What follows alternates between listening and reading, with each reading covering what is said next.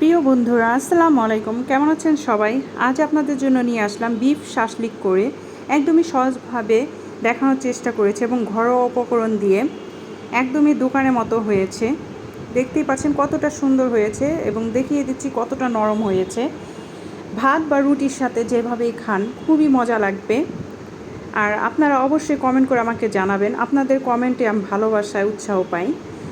এখন দেখিয়ে দিচ্ছি, এখানে নিয়েছি আধা চামচ জিরা, 1 চা চামচ ধনিয়া, 4-5টা শুকনো মরিচ, কিছু গরম মশলা আর আধা চামচ গোলমরিচ তেলে নিয়েছি।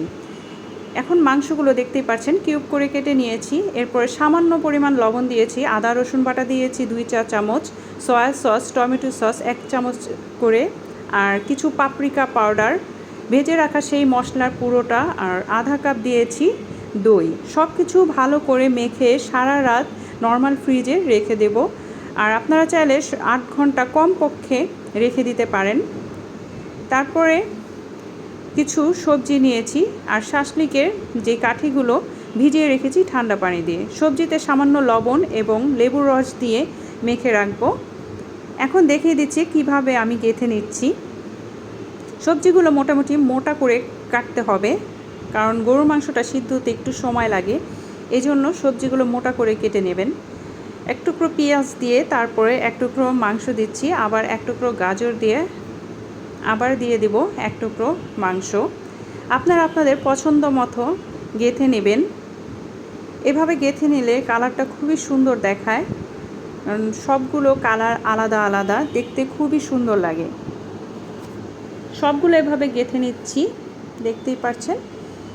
এরপর গেঁথে নিয়ে আপনাদের দেখিয়ে দিচ্ছি। দেখতেই পাচ্ছেন সবগুলো গেঁথে নেওয়া হয়ে গিয়েছে। এখানে আমার 5টা বিফ শাসলিক হয়েছে। তারপর একটি প্যানে পরিমাণ মতো তেল দিয়েছি। অনেক বেশি তেল দেওয়া যাবে না, অল্প তেল দিয়ে, আর এখানে মিডিয়াম টু লো হিটে রান্না করতে হবে। জাল বাড়িয়ে দিলে সিদ্ধ হবে না, পুড়ে যাবে। তারপর এপাশ ওপাশ করে উল্টে নেবেন। মিনিমাম 30 থেকে 35 মিনিট সময় লেগেছে আমার। আমি এখানে 4-5 বার এভাবে উল্টে পাল্টে নিয়েছি। আর যে মশলাটা ছিল সেই মশলাটাও একটু ব্রাশ করে দিচ্ছি উপর দিয়ে, আর প্যান থেকে কিছুটা তেল নিয়ে এভাবে ব্রাশ করে দিবেন।